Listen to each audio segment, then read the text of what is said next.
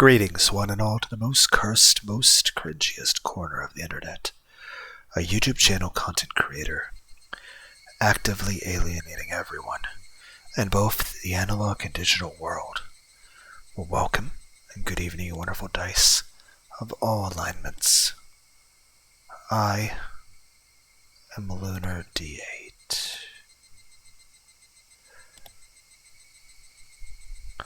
So, I'd like you to hear one last selfish request. What is it? 30 minutes is fine. Just let me have some time alone with K-chan.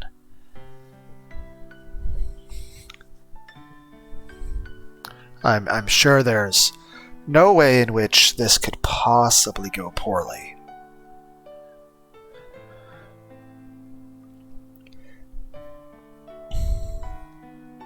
Huh? My name suddenly came up and it looked like I was the only one surprised about that.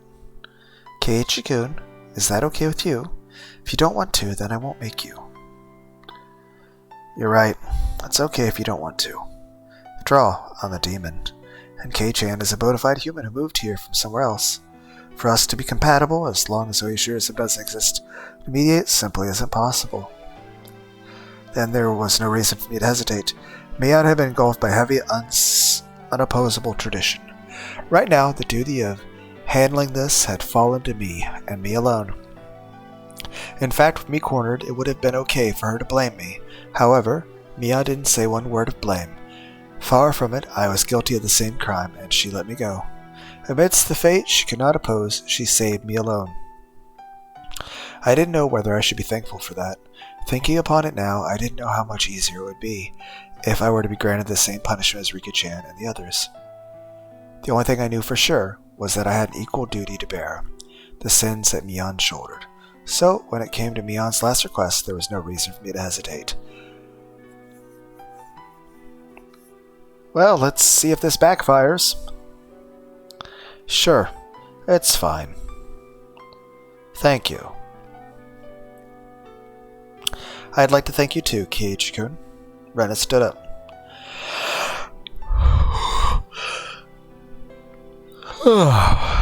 It looked like she would keep her promise with Mion and leave. It's fine, Rena. You can wait right here. I just want to go around the yard with Kei-chan. If you're bored, you can go to my room. You can read any manga you like. And if there are any volumes you like, you might as well just take them. I don't want to. Mi-chan's books belong to Mi-chan. She can't take them to prison. Or to death. Rena couldn't bring them back home with her so freely. You're such a good kid, only at times like this. Mion took Rena's head and rubbed it violently like I always did. Okay, let's go, Kei-chan. I began to walk after Mion, who headed for the hallway, when Rena silently stopped me. I have a question. Is everybody's dead bodies just laying in front of the manga? Take care. Don't let her kill you. Of Mi-chan. Yeah, Mi-chan really does believe she won't ever be able to come back. I didn't know how much about laws, but of as many deaths as she's been involved in, the chances of her escaping heavy punishment seem non-existent. Watch out so you don't make her lose her temper, okay? Mion might not surrender herself to justice, so I might have to put an end to it myself. Rena had already thought that far ahead. Right. I won't let that happen. Rena rubbed at her tears, which had fallen without me noticing them. Okay, then go after her. I nodded and followed Mion, who had disappeared out the front door. I could clearly see Rena sobbing from the other side of the paper door. Why was Mi-chan made a successor to demons? Maybe it just had to happen that way. But it's just so awful. Something hot burned down my cheeks. They were my tears. I fiercely wiped them away. This was the last of my time I could offer to Mion, so I absolutely didn't want to let her see my tears during it. Mion was already waiting outside the front door. Sorry about that. I put on my shoes, tapped my toes against the floor a few times, then left, and Mion timidly came over. Why is she turning all red at a time like this? Can I hold your arm? It was such a modest request. I don't mind. With my permission, her face lit up with glee like a child being given a toy and took an arm. Do you get kinda nervous with your arm through mine? You're not thinking, for example, that I'd suddenly put you in a world-class joint lock or anything. You two say the same things. I don't think that at all. Again, Mion shouldn't know that part of the conversation unless Shion shared it word for word for word. Back when nothing had gone wrong yet during those nostalgic days of the bustling commotion of Angel Mart, I counted back and was amazed. It had only been 1 week ago. I had been arm in arm with Shion then, too. Linking arms with Mion like this really reminded me of the day they were twins. How much strength they put into it, the sensation of their arms, their warmth, and the blood flowing. I could feel that their living sensations were all exactly the same. I think Shion liked you, Kei-chan. I see. If this were a regular conversation, I might have jumped back red in the face. You know, if the person we're talking about having the crush on me wasn't either dead or impersonating the other person who I think killed the person. Right now, though, no matter what I heard, my mind remained at peace. Mion and Shion, you got along well, didn't you? Well, I wonder. Kei-chan, do you think your right hand and left hand get along? Huh? My right hand, left hand? I don't think you could describe them as getting along or not. That's how our relationship is. You can't measure it by a scale of how well we get along. That didn't sound like it meant they got along really well. For example, one of your hands is dominant, so there'll always be a better hand. If you only had one of them, you would put it on your dominant hand without thinking, right? I think maybe it was like that for us. That doesn't mean, though, that anyone would be okay with losing their left hand. It's that kind of unexplainable relationship. I think that maybe you live too close together and just stop being able to see it, but I think that means you get along really well. I'm an only child, so the day before the festival, I was really jealous when you and Shion were messing around with each other. I think you're jealous of something that doesn't exist. Yes, we twins used to have a lot of fun playing tricks on people, but now that we have such distinctly different personalities, it just gets in the way. Were they cursed, or were they self-conscious? Their relationship was hard to understand for an outsider. Maybe that wasn't an issue someone like me should intrude on. Just staying silent and nodding gently was the best way to advance the conversation. Mion passed through the wide yard and invited me into the big, desolate forest we'd seen on the way in. Such a big forest was part of their property, so I couldn't help but feel small. It's huge. You must have had a great time playing in it as kids, huh? Mion seemed to be silently reminiscing.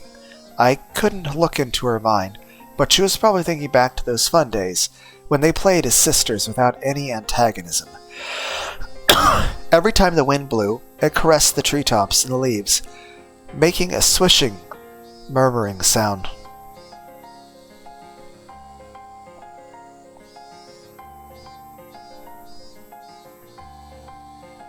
You know, the piano kind of reminds me of the band Tool. Mion remained silent for a long time, thinking back of her younger sister whom she had gotten rid of with her own hands. There was no need for me to get a word in. Just walking like this, arm in arm, was enough. Mion suddenly stopped and turned. Shion is still alive. Really? Mion took a hard look into my eyes, then nodded quietly. Yeah. I had been thinking to give her the most horrible death of all, so I had her locked up. I never did think of a good way to do it, though.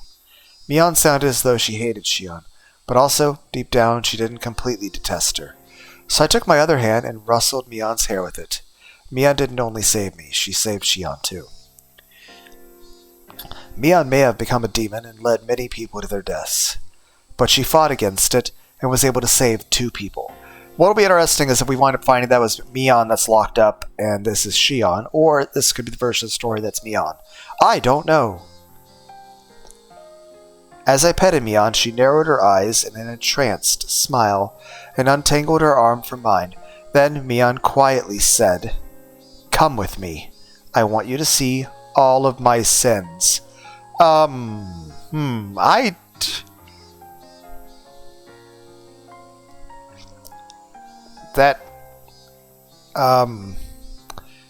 You are saying this in such a light manner, but you're literally saying, hey, you want to see a dead body?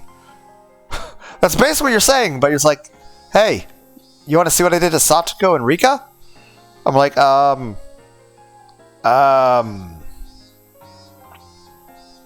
What? Although, Kei-chan, it might be the worst thing you've ever seen. I would imagine so. Even if it wasn't people that, were my friends. Were also your friends. Who were killed by person who's also my mutual friend. Who I'm not entirely sure if you're actually Mion or not. Maybe you're Shion and you're pretending to be Mion right now, and Mion is locked up in a fucking dungeon, and I'm like, I came to save you, Shion. And she's like, no, I'm Mion. We're like, what the fuck's happening? I could sense it. There, I would probably find all the sacrifices up until now. Looking at them would mean accepting Rika-chan and Satoko's deaths. As well as accepting that my best friend had done it. It's already happened, and it's in the past. You can choose not to look, Kei-chan. I'm certain that walking into a fucking place with the dead bodies, with the person who murdered said dead people. And it's also the fact that those were your friends. If you were willing to do it to them, why wouldn't you be willing to do that to me? So why on earth would I have any reason to ever feel safe? Honestly, let's be clear. While I would have a bit of a torn, mindset in terms of not wanting to absolutely hate somebody or even wanting to be violent and hurt people, I don't think I'd be able to be comfortable walking with someone like this who is, had just murdered people that were our mutual friends.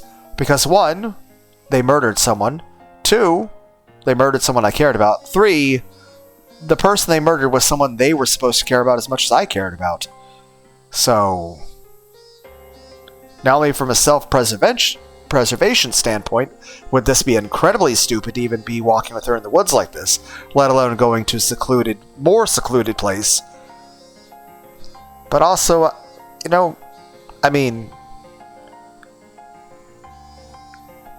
unless there was direct attack on my person, or I was really pushed into the peanut butter jelly time, I wouldn't see myself physically attacking Mion, but I wouldn't see myself being emotionally okay with wanting anything to do with her. Would I still possibly visit the person in prison? Probably, maybe, I don't know. It'd be something I'd think about quite heavily before actually doing it either way. But it'd be something that's not only a big mix of feelings, but also something that really... There's a difference between me, the player, just calmly sitting here and thinking about it, as opposed to how emotional I would be given the scenario. But I'm just saying, knowing me, I don't think I would be... I wouldn't imagine, we walk into the Mion's house and tell her the cops and all that stuff. I wouldn't see myself physically attacking Mion unless attacked first. But I don't think I'd be able to see myself being able to walk with her in the woods, let alone hold arms with her.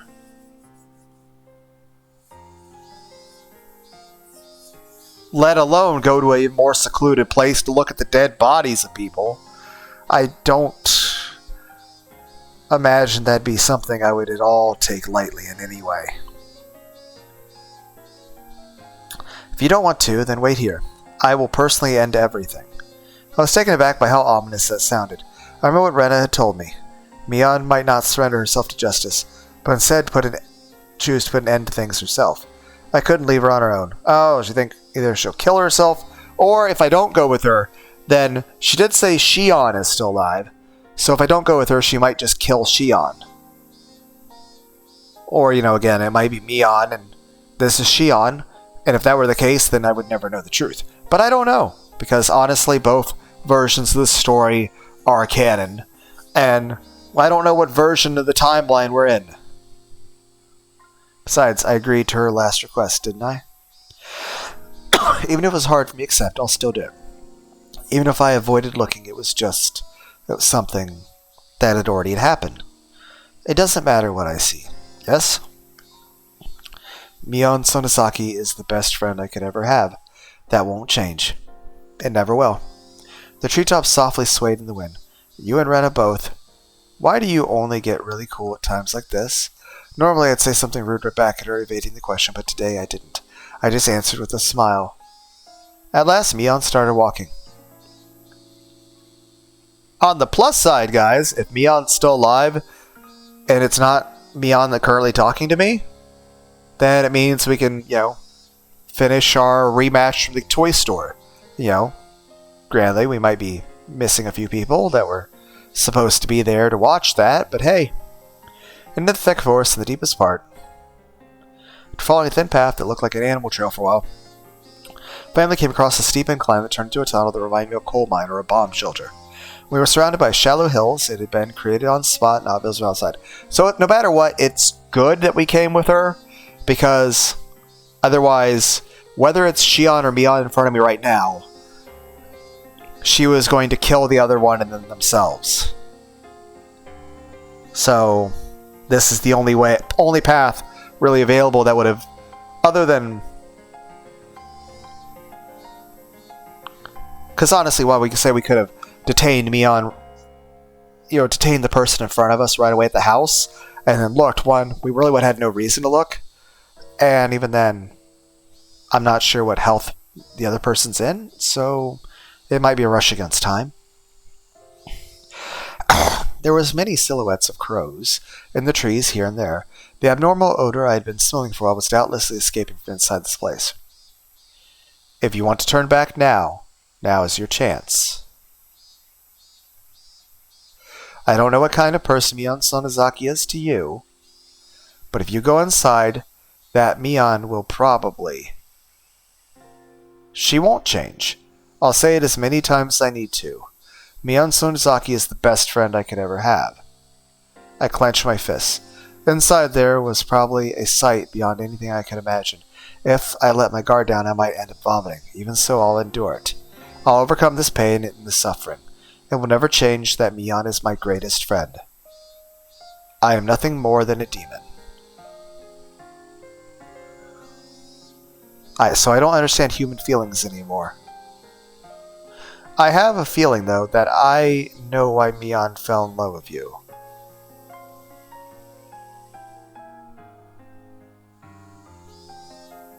And again, I don't know if you're actually Shion or not. I'm pretending to be Mion. Don't say that like it's not related to you. You're Mion. You're not a demon.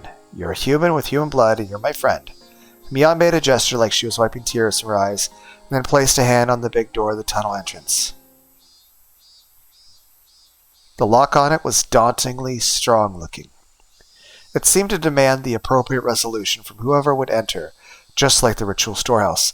When the double doors opened, a stifling, rotten air and a bunch of winged insects came rushing out. I remembered accidentally killing a hermit crab a long time ago by leaving its tank out on the porch, and how intense the odor it left was. If that was the smell of a corpse, then that's certainly what this smelled like. Inside it was pitch black, but Mion flicked a switch. Which light did you turn on, Morty? Honestly, that was Rick's fault. I mean, that's just negligence. Not putting a cover on that particular... Like, if you have multiple light switches, it'd be fine to have one light switch that's drastically more important than the others, but you put a plastic cover over it. It's kind of like even putting a safety on a gun. Like it would be extremely irresponsible to build a gun and not put a safety on it. Honestly, I'm pretty sure that's illegal to do, actually. I don't know. But I'm pretty sure it would be illegal to make a gun that doesn't have an option of a safety. Illuminating the interior, the path turned into a series of intricate wooden tunnels. I am pro-gun, but I also think that guns should have a proper specifications. Like, they should be built safely. They should be unlikely to, malfunction. They should be well maintained, and anyone having one should be properly trained with them, and should keep them in a safe location. You don't want, people getting a hold of the gun that's not supposed to have the gun, or that wouldn't be safe to hold the gun. Last thing you would want is like have kids get a hold of a gun or something. Beyond that, obviously, some people probably not responsible with weapons. So, basically, my stance is that there should be a large degree of responsibility involved when it comes to that stuff. Responsibility and maturity. And predominantly should be used for the purposes of self-defense. Or if you're like living in the country, I guess maybe you can use it to like get food. Because, there's no Walmart in the middle of the country. The path turned into a series of intricate wooden tunnels. We passed spaces that looked like they were for storage. It's almost like if something happened down here, no one would even know where we are, let alone be able to fucking find us. We passed places that looked like someone had lived there. All this indicated that it had been used as a bomb shelter and stockpiled during the war. It also means that we would have never actually found Shion or Mion, whoever's hidden down here, without... Because here's the thing. Even if Mion told us back at the house that Shion was hidden somewhere in a cave in the woods of this estate, it would have been difficult for us to even find this thing, let alone go through all these tunnels. There was a sense of dignity, as though there were a second Sonozaki house constructed underground, despite being a pitch-black darkness below the ground. The voices of the cicadas were entering through an air hole somewhere, giving it a very mysterious feel. You saw that what was in the ritual storehouse, right?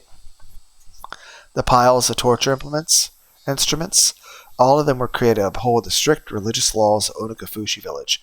They were tools used to kill those who broke the laws in terrible ways, as a warning to others. That was a long time ago. What Tanagashi originally ritual meant as a deterrent was once overseen by the three families, but thanks to the Kimiyoshi and Furude families going into decline, and the way the times changed, actually carrying it out became difficult. I can imagine why you'd never think people could be okay with drowning people in a swamp and killing them in modern Japan. That's why the Sonozaki family built this, a secret place so that we could continue to conduct the rite of Otanagashi even in modern times. And we're just going into it. Mion opened a large, strikingly different door, and inside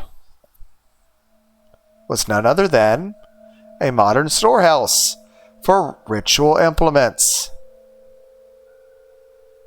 There's quite a few, isn't there? Some of them were actually brought here from the original storehouse.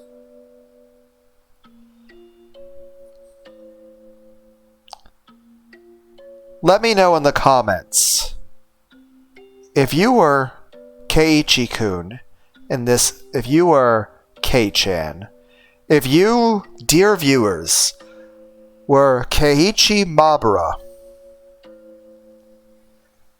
and you had gone up to the point of being in the Sonozaki house with Ren at your side, with the police outside,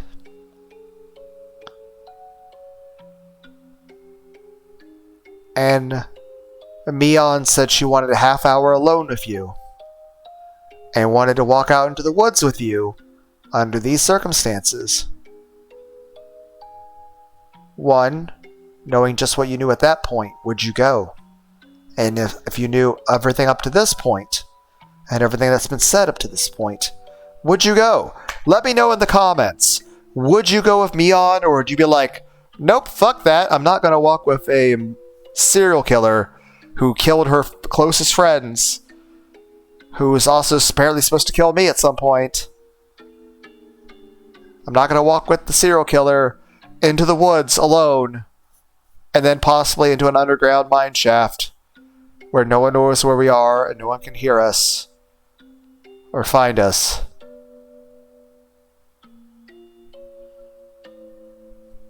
But also, then there's like, well, what if it means you could save Mion or Shion? Like, what if this is Mion and Shion's still alive inside this building?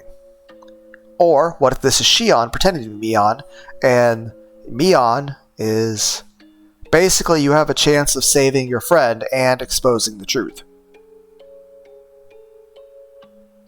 Do you do it? Or would that be a very foolish decision to go here like this? Let me know in the comments, what would you do? All of the things there had been rusty and covered in dust, so they didn't seem that real, but the things in here were different. Every one of them had been well maintained and kept in a state that they could be used right away. Blades gleamed and spikes were sharpened.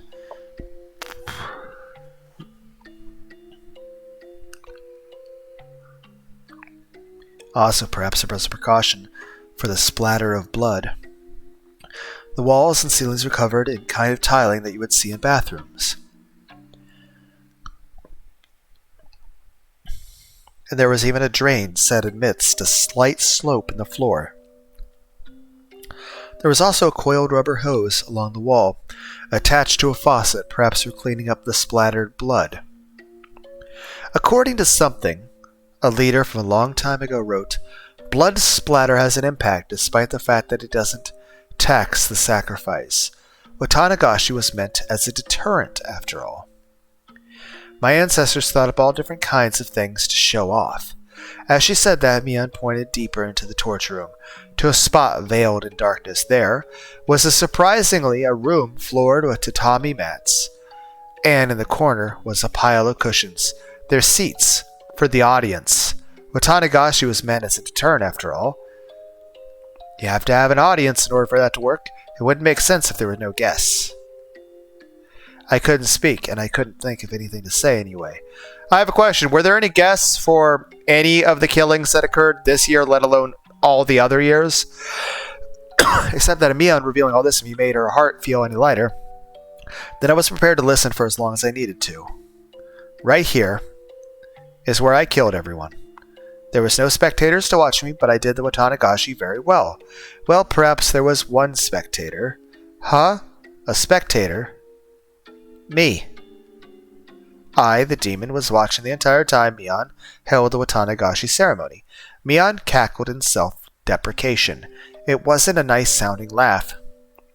Back there is the prison. Is Shion there? She nodded slightly. Mian's Watanagashi had ended today. I needed to tell Shion that I was safe, without a moment's delay. After all, she was probably trembling in fear at this very moment, worrying about when she would be killed.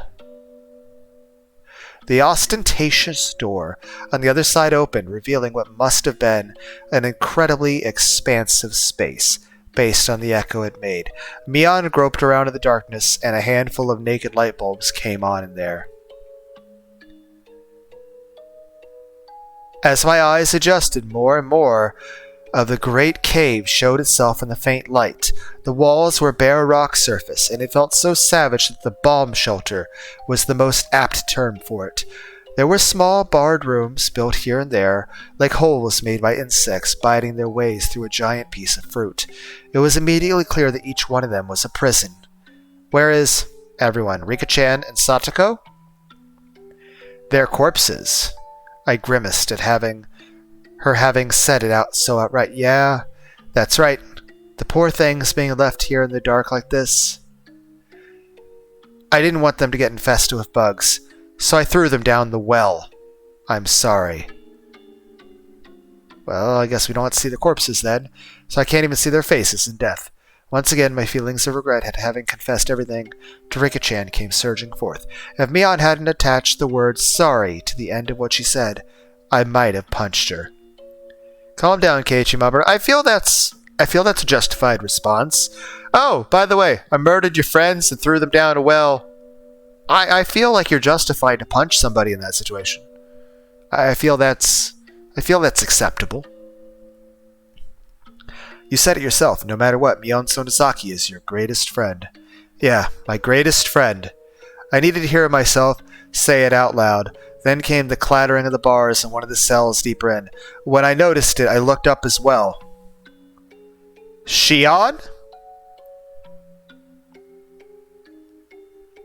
Is that Shion?